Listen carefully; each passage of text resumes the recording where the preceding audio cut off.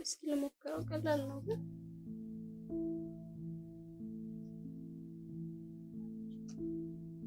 ወይት ሲያስጠላ። በቃ ዛሬ ምንም አይሆንልኝም። ከዛ በላይ ደግሞ እንደ ቅንድቤን ብቻ ሳይሆን አይኔንም ለመኳል ሁለት ፕሮዳክት ከምጠቀም ሁለት የተለያየ ነገር ከምጠቀም አንድ ቃል እንዴት አድርገለው አንቺ ማምን አለብሽ። እኔ መከራዬ በዛ። ሲጀመር ምንም አይሳካልኝም እኔ። ወይኔ ጉዴ! አሁን ያለኝ ሰዓት በጣም ትንሽ ነው። ምንድነው መሆነው? ሁልጊዜ እኮ ሰው ሲቀባ ቀላል ነው ይመስለኝ፣ ግን ለኔ ያቅተኛል። አሁን መረጋጋት አለብኝ። ተረጋጊ።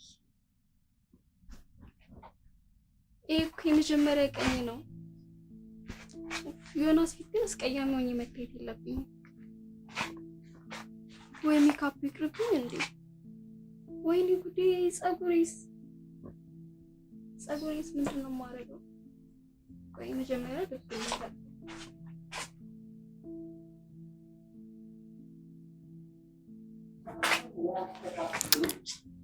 ይሄም አይሆንም። ገና በመጀመሪያ ቀን ይሄን ለብሼ እጪ ሲያይ ነው የሚደነግጠው።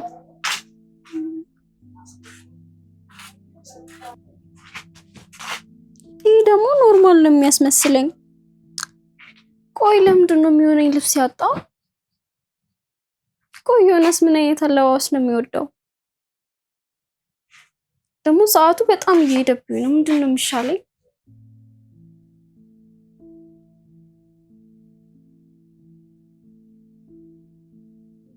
ቆይ እስኪ ወይ ቅድስት ጋር ልደውል። እሷ መላ አታጣም።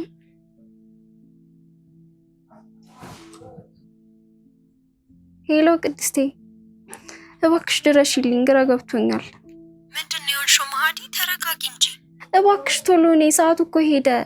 ጸጉሬን አላስተካከልኩም፣ ለብሰውን ልብስ አላዘጋጀው።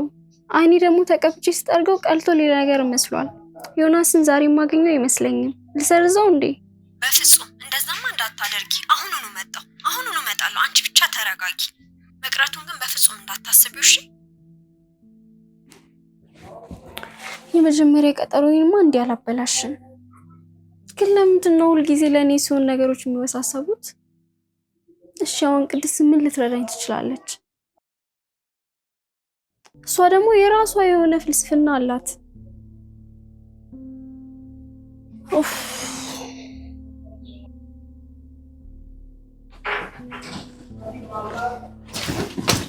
እንዴ! እዚህ ቤት ውስጥ የዓለም ጦርነት ተነስቶ ነበር እንዴ? ምንድነው ልብሱ እንደዚህ ተዝረከረከው ነው? ወይስ የልብስ መሸጫ ሱቅ ልትከፍቺ አስበሻል? በእናትሽ ቅድስት ያቀልጂ። ሰዓቱ በጣም እየሄደ ነው። እኔ በጣም ተጨንቄያለሁ። አንቺ ግን እየቀለድሽብኝ ነው። ተረጋጊ እንጂ። ለወንድ ልጅ እንደዚህ መጨናነቅ አያስፈልግም። ቆይ ዛሬ እንደዚህ ተጨንቀሽ ነገ ከነገ ወዲያ ጭንቅላትሽ ላይ ነው የሚወጣብሽ። እስኪ ፊቴን እዩ። ይሄን እያየሽ ነው ተረጋጊ የምትይ? ማስተካከል አልቻልኩም።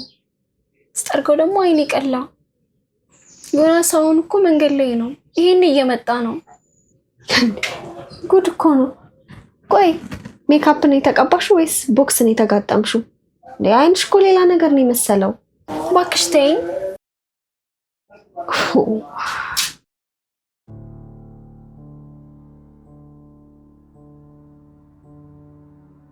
አሁን በቃ ሁሉንም ነገር ትተሽ ተረጋጊሽ።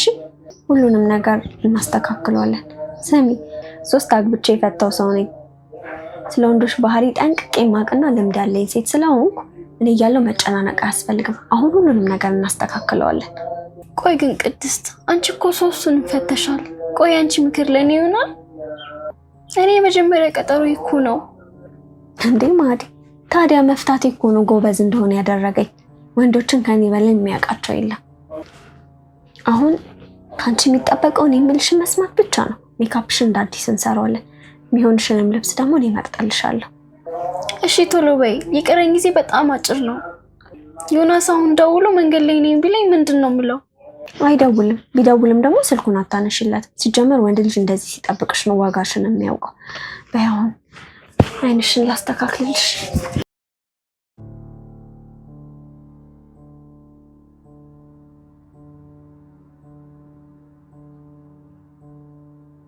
እንዴ ለምንድን ነው አይንሽን የምታንቀጣቅጪው? ማድ እኔ እያለሁ ምንም አትፍሪ ያላልኩሽም እንዴ? ስሚ የመጀመሪያ ባሌን በዚህ እጄ በሰራሁት ውብ ሜካፕ ነው ጠብ ያደረኩት። እባክሽ ቅድስት በደንብ ስሪ። ዮናስ ቀለል ያለ ነገር ነው የሚወደው። በኋላ ሜካፑ በስቶ ምን መስለመጣች እንዳይለኝ። የወንዶችን ወሬ አትስሚ እባክሽ። ቀለል ያለ ነገር እንወዳለን የሚሉት ውሸታቸውን ነው። ውስጣቸው ግን ድምቅ ያለና የሚማርክ ነገር ነው የሚፈልጉት። ዝም ብለው ነው ወሬያቸውን የሚያወሩት። እሺ ይሁንልሽ፣ ብቻ ፍጠኝ፣ ሰዓት እየደረሰብኝ ነው። ዮናስም የት እንደደረሰ አላውቅም። አይደርስም። ቢደርስም ደግሞ ምንም የሚያጨናንቅሽ ነገር የለም። አሁን እኮ ነው ያለውልሽ።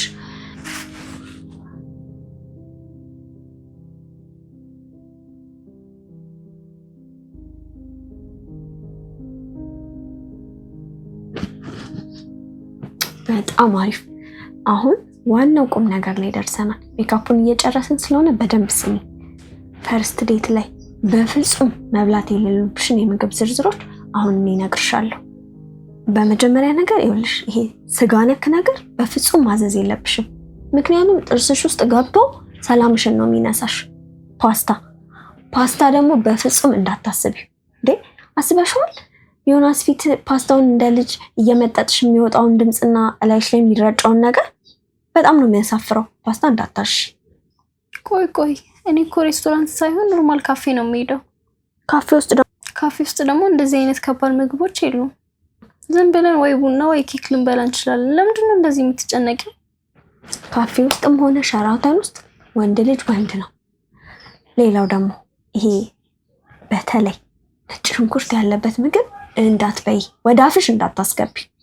በመጀመሪያ ቀን በሽንኩርት ጠረን ተቀብለሹ ደግሞ ለሁለተኛ ጊዜ የሚያገኝሽ ይመስልሻል? ስሚኝ፣ እኔ እኮ ሁለተኛውን ባሌን የፈታሁት ለቅሶ ቤት ሄዶ ነጭ ሽንኩርት የበዛበት ምግብ በልቶ መጥቶ በሱ በተፈጠረ ጸብ ነው። ስለዚህ እኔ የምነግርሽ ነገር መስማት አለብሽ። ኧረ እባክሽ ለሽንኩርት ብለሽ ባልሽን ፈታሽው? እውነትሽን ነው? እኔ እኮ የሶስት ባሎች ሚስጥር ስትይኝ ሌላ ለየት ያለ ሚስጥር ነበር የሚመስለኝ። አሁን ግን ይበልጥ እያስፈራሽኝ ነው። አይዞሽ አትፍሪ። እኔ እኮ ካለፍኩበት ነገር እንድትማሪ ብዬ ነው። እሺ አሁን በጣም ቆንጅዬ እየሆንሽ ነው። እሺ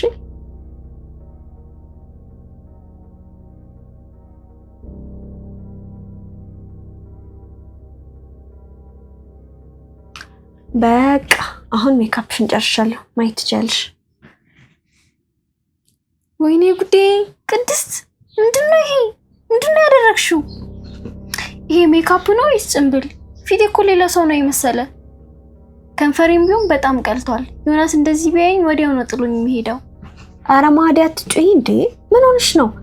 ይሄ እኮ ፋሽን የሆነ ሜካፕ ነው። እሺ አንቺ ስለ ሜካፕ ብዙ ስለማታውቂ ነው እንጂ ዮናስ ሲያይሽ ፈዞ ነው የሚቀረው። ወንድ ልጅ እንደዚህ ድምቅ ብለሽ ስትሄጂለት ለእኔ የተለየ ክብር አላት ብሎ ነው የሚያስበው። ምንድን ነው የምታወሪው? እኔ እኮ ተራ የሆነ የካፌ ቀጠሮ ነው ያለብኝ። በእናትሽ ዝም በይ። ጊዜዬን በሙሉ ነው ያባከንሽው። አሁን ሰዓቱ ስንት እንደሆነ ታውቂያለሽ? 12 ሰዓት ሊሆን እኮ ነው። ምንም አልቀረውም። እንዴ ማዲ አታጥፊው እንጂ የለፋውበት አይደል እንዴ? ወንዶች መቼም ቢሆን ደብዘዝ ያለሽ ሴት አይወዱም ስልሽ ለምንድን ነው የማታምኚኝ?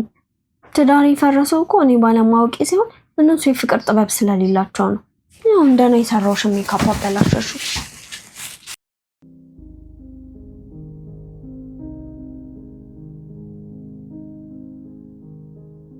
አይሽ አይደል ቅድስት፣ ይሄን ሁሉ ለማጠፋፋት ራሱ ስንት ሰዓት እንደፈጀብኝ። 3 ባል ፈታው ብለሽ እኔ ለአራተኝነት ልታዘጋጂ ነው እንዴ? በቃ ከእንግዲህ በአንቺ ምክር ሳይሆን በራሴ መንገድ ነው የምሄደው። አንቺ እኮ ሁል ጊዜ እንደዚህ ነሽ ማዲ። የሰው ልፋት ምንም አይታይሽም። እኔ እኮ ይሄ ሁሉ የለፋሁት ዮናስ አንቺን አይቶ እንዳይንቅሽ ብዬ ነው። ይኸው ፊትሽን ፈትገሽ አቀላሹ። የዘመኑ ወንዶች እንደሆነ ፊትሽ ላይ የሆነ ነገር ካዩ አንቺን ትተው ሌላ ሴት ነው የሚፈልጉት። በዛ ላይ ደግሞ ይሄ ዮናስ የምትይው ልጅ የሀብታም ልጅ ከሆነ ስንት የምቀኛ ሴቶች አይን እሱ ላይ እንዳለበት መገመት ራሷችን። ዮናስ ሀብታም ሆነ አልሆነ እኔ የመረጠኝ እኮ በራሴ ባህሪ ነው። ደግሞ እንደዚህ ተለቅልቄ እንዲያየኝ አልፈልግም። አሁን ከዚህ በላይ ጊዜ ማጥፋት አያስፈልግም። ፊቴን ታጥቤ ቀለል ያለ ልብስ ለብሼ መሄድ አለብኝ። እሺ ልጅና ታጠቢው በቃ። እኔማ ዛሬ ማታ ጮኛሽን ይዘሽ ታስተዋውቂኛለሽ ብዬ አስቤ ነበር። በዚህ ድርቅናሽ ግን እኔ ቀጠሮ ራሱ የሚሳካል መሰለኝ።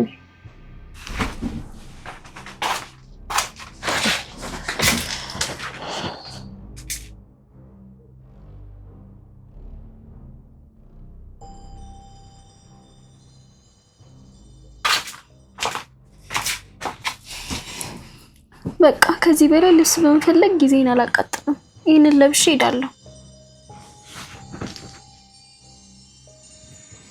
ካፌ ውስጥ ለሚደረገው ቀጠሮ ይሄ ከበቂ በላይ ነው። ይሄንን ለብሼ ሄዳለሁ። ዋው ማዲ፣ በመጀመሪያ ፈርስት ዴት ላይ ቲሸርት እና ሱሪ? ይሄማ ከጓደኛሽ ጋር ኳስ ጨዋታ ልታይ የምትሄጂ ነው የሚመስለው። ወንድ ልጅ በመጀመሪያ ቀን ቀሚስ ለብሳ ኮስተር ብላ የምትመጣ ሴት ነው ማየት የሚፈልገው። እንደዚህ ቀለል ብለሽ ከሄድሽማ ዋጋሽንም ነው የሚያሳጣሽ። ዋጋ የሚሰጠኝ በልብሴ ከሆነ ቢቀርብኝ ይሻላል። እስቲ አሁን ቆንጆ አይደለም? ቀለል ያለና እኔነቴን የሚገልጽ ነው። ፊቴንም ቢሆን ቫዝሊን ብቀባ በቂ ነው። እሺ አሁንማ ልብሱን አንዴ ለብሰሽዋል፣ ግን አሁንም ቢሆን ወንድ ልጅ እንዴት መያዝ እንዳለብሽ ገና አልገባሽ። ልብሱን እምቢ ካልሽ ቢያንስ ባነጋገርሽና ባቀማመጥሽ ልታጠምጁ ይገባል። ሰዓቱ ቢረፍድም አሁን ግን አንድ ወሳኝ ነገር መለማመድ አለብሽ።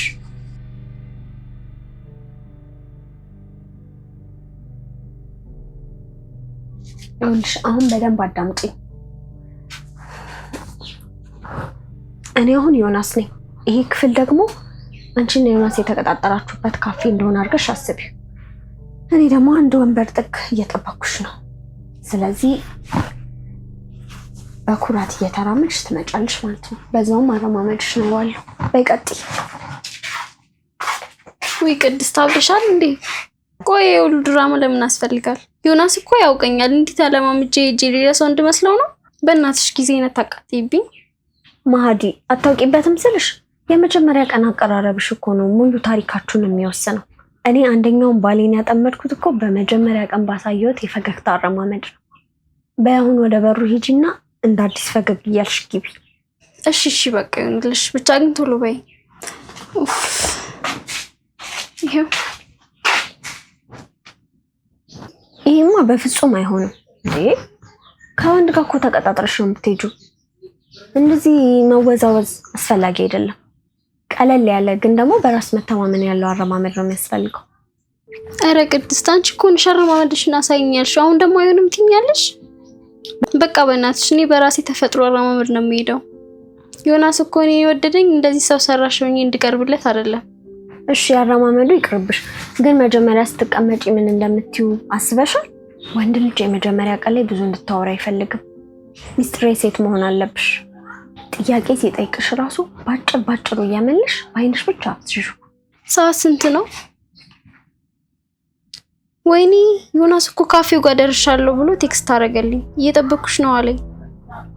እኔ እዚህ ከአንቺ ጋር ድራማ ስራ ሰዓቱ ራሱ ይለብኝ። በይ በቃ ሄጃለሁ። ቆይ እንጂ እንዴ ሽቶ መቀባት ረስተሻል። ወንድ ልጅ ደግሞ በጠረን ነው የሚማረከው። ቆይ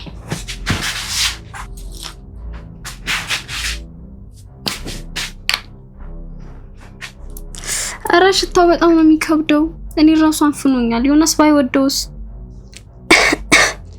ይኸው እኔ ራሱ እያሳለኝ ነው። አንቺ ሲጀመር እኔ ለመርዳት ሳይሆን እኔ ለማሳበር ነው የመጣሽ።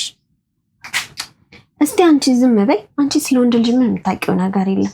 ሲጀመር ይሄ እኮ የፍቅር ማጥመጃ ተብሎ ነው እንደው የሚጠራው። አይገርምሽም? ወንድ ልጅ ይሄ ሸተተው ማለት ካጠገብሽ ንቅ አይልም። እኔ እኮ ሁለተኛ ባሌ ይሄን ሽቶ በየቀኑ ግዢልኝ እያለ ይጨቀጭቀኝ ነበር። አሁን ሰዓቱ ስንት እንደሆነ ታውቂያለሽ? 12 ሰዓት ተኩል ሆኗል። እኔ ካንቺ ጋር ስጨቃጨቅ የቀጠሮ ሰዓት ራሱ እያለፈብኝ ነው። ያንቺ ምክር፣ ያንቺ ሜካፕ፣ ያንቺ አረማመድ ሁሉም ነገር እያዘገየሽብኝ ነው። እኔ እኮ ይሄን ሁሉ የለፋሁት ላንቺ ብዬ ነው ማዲ። እኔ እጮኞች ፊት ተዋርደሽ እንድትቀሪ አልፈልግም። ወንድ ልጅን ለመያዝ ጥበብ ያስፈልጋል። አንቺ ደግሞ ምንም የምታውቂው ነገር የለም። ጥበብ? ሶስት ባልፈቶ ቤት መቀመጥ ነው ጥበብ? እኔ የራሴን ተፈጥሮ ባህሪ ይዤ ቢሆን ኖሮ የኔ ደርሼ ነበር። ያንቺ ምክር ግን ህይወቴን ምስቅልቅል ነው ያደረገው። አረ እንደዛ ነው? የትዳሪ መፍረስ አንስተሽ እኔ ልትናገሪኝ እየሞከርሽ ነው? እኔ ላንቺ አስቤ ከኔ ስህተት አንቺ ትማሪያለሽ ብዬ እንደዚህ ስለፋ፣ አንቺ ግን ውለታ ቢስ ነሽ። በቁስሌ ላይ እንጨት ለመስደድ እየሞከርሽ ነው። ቆይ እኔ እንደዛ ለማለት ፈልጌ አይደለም፣ ግን እኮ አንቺ ከልክ በላይ ጫና አረግሽብኝ። ሁሉንም ነገር እያዘገየሽብኝ እንደሆነ ልታውቂ ይገባል። በቃ ከእንግዲህ እኔ ምንም አይነት ምክር ላንቺ አልሰጥሽም። ላንቺ የነበረኝ ቅንነት አብቅቷል። እሺ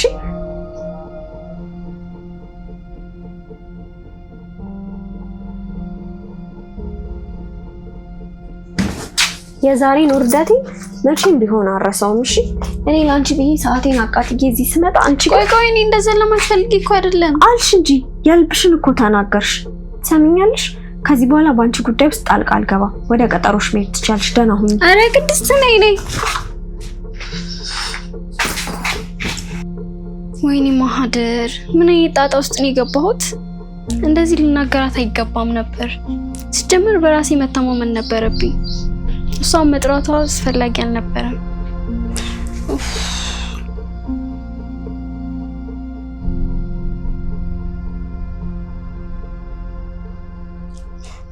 ለማንኛውም አሁን ልሂድ።